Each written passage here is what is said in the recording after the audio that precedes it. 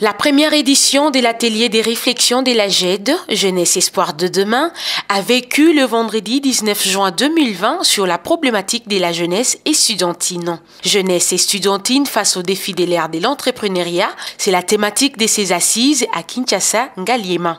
Cet atelier a réuni les représentants des étudiants regroupés au sein de la représentation des étudiants au Congo, REC en sigle. Organisé en partenariat avec la REC, la Jeunesse Espoir de demain vise à conscientiser la jeunesse estudiantine au changement des mentalités afin de combattre les antivaleurs dans le milieu universitaire. Aussi à aider les jeunes à développer les qualités les permettant d'adopter une attitude nouvelle afin de devenir producteurs par la création des entreprises.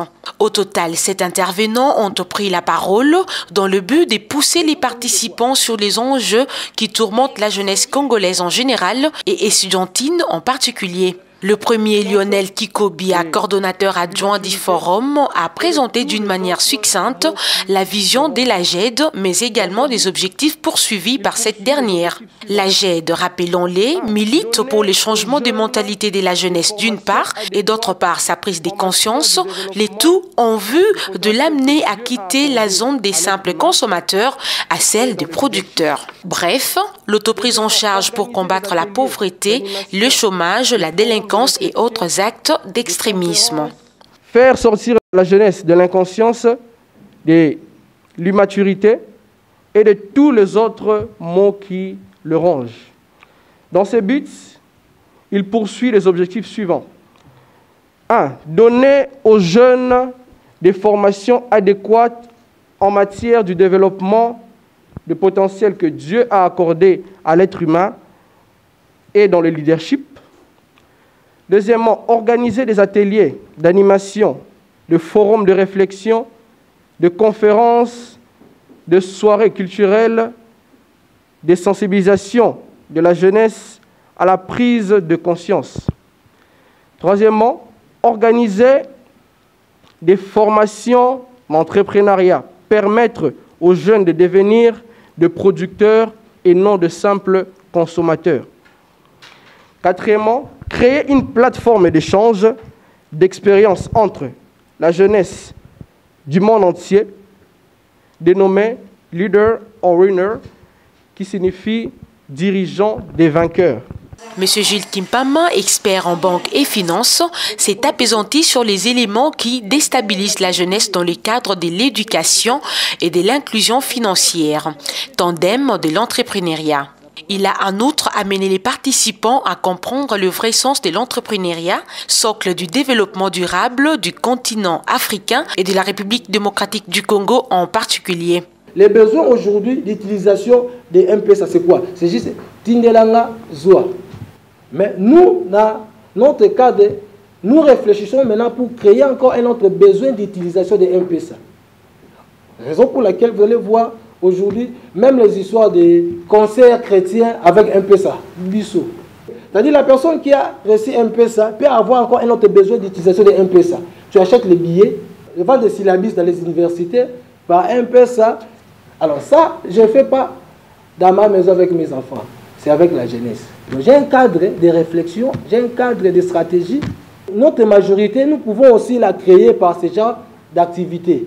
Si je te communique cette vision, tu vas communiquer à tes voisins. Et puis, on n'aura plus de jeunes rêveurs qui passent tout leur temps à la télé. Vous voyez, on a encore aujourd'hui, nous ne produisons rien. On a des économistes ici qui connaissent la force de la production. Vous refusez d'être consommateur. J'ajoute un consommateur final. Mais comment on produit? Il faut avoir des moyens. Les moyens ne sont pas seulement financiers, même les moyens d'encadrement. Les lois sont des moyens qui permettent aussi la production. On ne peut pas avoir un système fiscal qui décourage l'investissement local. Angèle Kimanga, président national de la REC, a martelé sur les effets néfastes de la Covid-19 face à l'économie de la République démocratique du Congo. Pour Angèle Kimanga, les Congolais sont appelés à l'unité pour s'élancer à la production afin d'éviter la rareté des denrées alimentaires sur le marché. Si nous sommes à mesure de pouvoir produire soi-même, c'est un pas, c'est un avancement qui va nous permettre de pouvoir bien pallier sur le plan économique, mais aussi essayer en quelque sorte de proliférer nos propres innovations, nos propres trouvailles, nos propres inventions. C'est aussi quelque chose de très important parce que vous remarquerez que les gens préfèrent aller acheter par exemple des chaises qui sont faites ailleurs.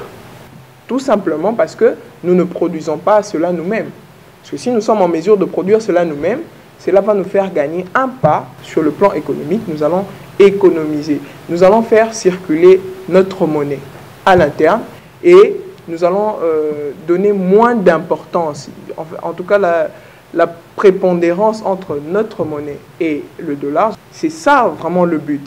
Et donc, la Covid-19 nous amène sur un terrain qui fait en sorte que voilà, nous sommes en déséquilibre.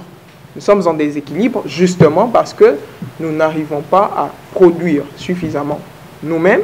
Et comme je l'ai souligné, ce sont des failles qui existaient déjà. Francis Vibila, président des étudiants de l'UPN, lui est intervenu sur la réintégration de la jeunesse dans les institutions de la République démocratique du Congo. Seul le leadership crédible peut amener un changement durable dans notre pays. Puisqu'il faut qu'on se dise, vous savez, tous les travaux de nos fins d'études, ce sont des grands projets. Malheureusement, on les prend toujours dans un côté de formalisme et non dans un côté d'idéalisme. Ce sont des projets qu'on garde seulement, on peut aussi l'adapter par rapport à la situation de notre pays. Vous savez, moi j'aimerais parler un peu de choses plus simplement, c'est comme quelqu'un qui a dit, parfois on a du mal à dire des choses très simples de la vie. Vous savez, aujourd'hui, entre jeunes, il y a quelque chose qui s'est dit, cherchons l'argent, cherchons l'argent. Alors directement, j'ai pensé à un auteur qui dit, l'argent pour lui, cet auteur-là, il dit que l'argent, c'est tout simplement un moyen d'échange entre les services et les biens. D'où si vous avez le service, vous pourrez avoir l'argent. Si vous avez aussi les biens, vous pourrez aussi avoir l'argent. D'où nos projets de fin de cycle, je me dis, ce sont des services que nous devons rendre à ces pays.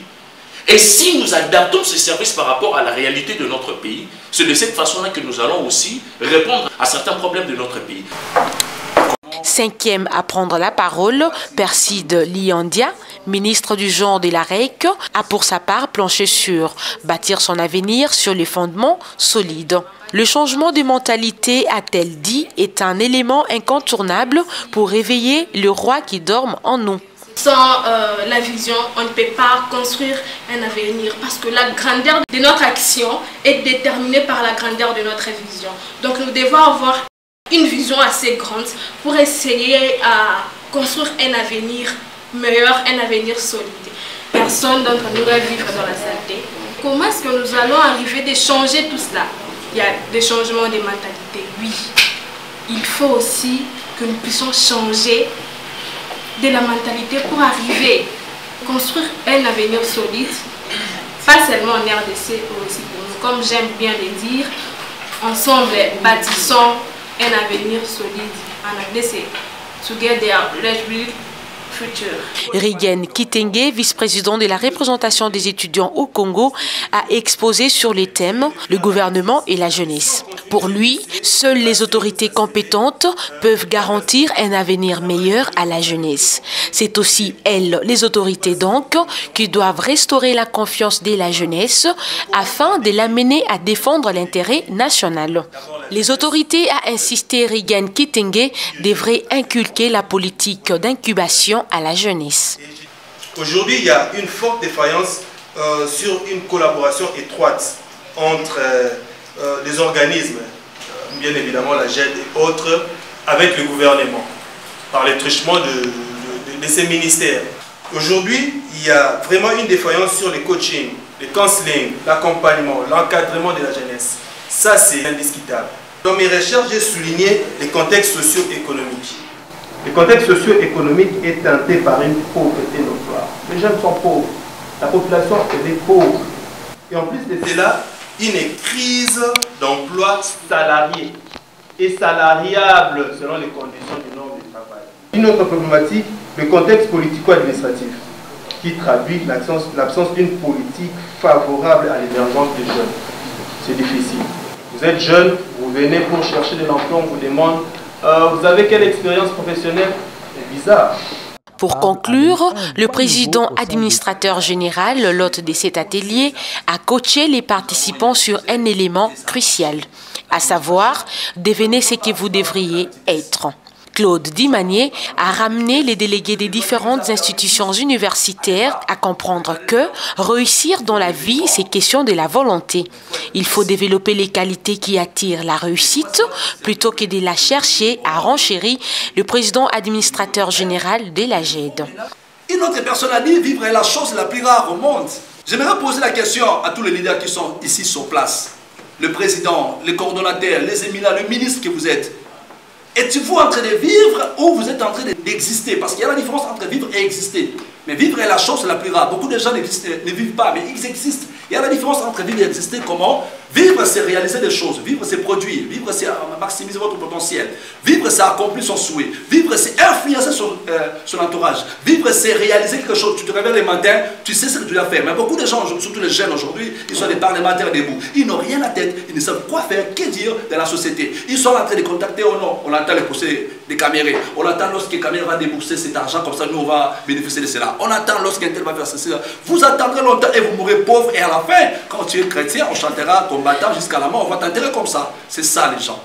Alors mes chers amis, mes chers compatriotes, mes chers présidents, ministres et consorts, que vous êtes le représentant légal des institutions du pays, j'aimerais vous poser la question. La jeunesse congolaise aujourd'hui est en train de vivre ou d'exister? Beaucoup de gens existent. Tu te réveilles le matin, tu n'as rien en tête, tu ne sais quoi faire, que dire? Incapable. C'est ainsi qu'il y a tellement trop de leaders aujourd'hui aussi. Mais posez-vous la question si réellement sont des leaders. La plus grande tragédie de la vie n'est pas la mort, mais c'est une vie qui n'a pas d'ambition, qui n'a pas d'objectif. Devenez ce que vous devez être. Donc c'était ma conscience qui me poussait à dire, mais non, je ne peux pas rester comme tout le monde, je ne peux pas avoir toujours les slogans, les théories, on parle toujours, il y aura les changements, il y aura l'alternance, tout comme ça. Tellement trop de théories, cela ne nous a mené nulle part. Il fallait maintenant être actionné, il fallait poser des actes. Nous avons y posé et ça a marché. La motivation, nous sommes partis par la loi de la petitesse. Nous sommes partis par la loi de la petitesse. C'est une loi qui nous a permis plus. Il faut rêver grand, mais il faut être précis. Mais il faut maintenant habiller votre rêve. C'est ce qui m'a poussé à lancer ces bureaux où nous travaillons également en contact avec les différentes fondations, organisations qui partagent la même vision que nous. Nous on dit, au lieu de regarder les autorités, au lieu de regarder qui que ce soit, travaillons sur nous-mêmes. Et cela nous a amené à avoir plus de collaborateurs qui ont la motivation, qui sont déterminés, qui sont appelés à vous accompagner. Lorsque vous avez une vision, lorsque vous avez un projet, lorsque vous avez une idée, lorsque vous avez des ambitions, vous avez besoin des gens qui vont vous accompagner. Il y a ce que nous appelons les amis de la destinée, ou les collaborateurs de la destinée. Ce sont des gens qui viendront pour vous accompagner en disant, voilà, on peut marcher avec eux, on peut évoluer avec lui pour exécuter. Mais il suffit d'avoir du temps, il faut avoir la passion, il faut avoir la détermination, il faut avoir un caractère qui va permettre à réaliser. Je l'ai développé et il y a le résultat.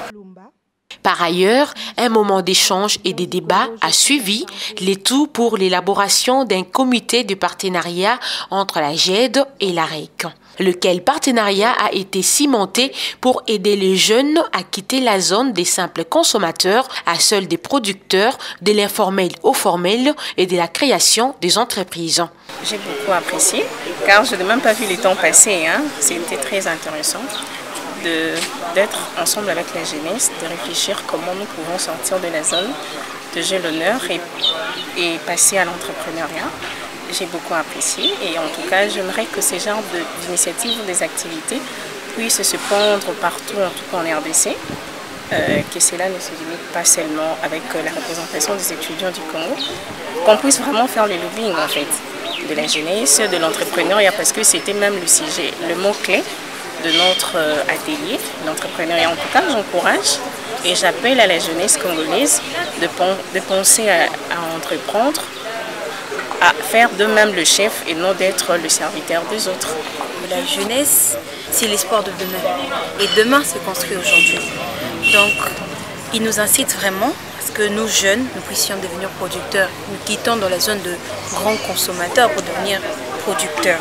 et c'est en produisant que nous pourrons nous épanouir ensuite. Nous saluons vraiment cet acte, dont beaucoup de personnes n'ont pas vraiment peut-être cette volonté de faire ça comme lui. Il a fait, il a réalisé, nous l'acclamons pour cela. On entend souvent des coachs, mais ils ne veulent pas se présenter à nous. Mais lui, il est venu nous trouver, étant étudiant, étant jeune que nous sommes, il est venu nous chercher là où nous étions et pour nous sortir ces grandes idées. Commencé par l'hymne national de la République démocratique du Congo, cet atelier a été clôturé par une photo des familles. Il faut préciser que la deuxième édition de l'atelier des réflexions de la GED est annoncée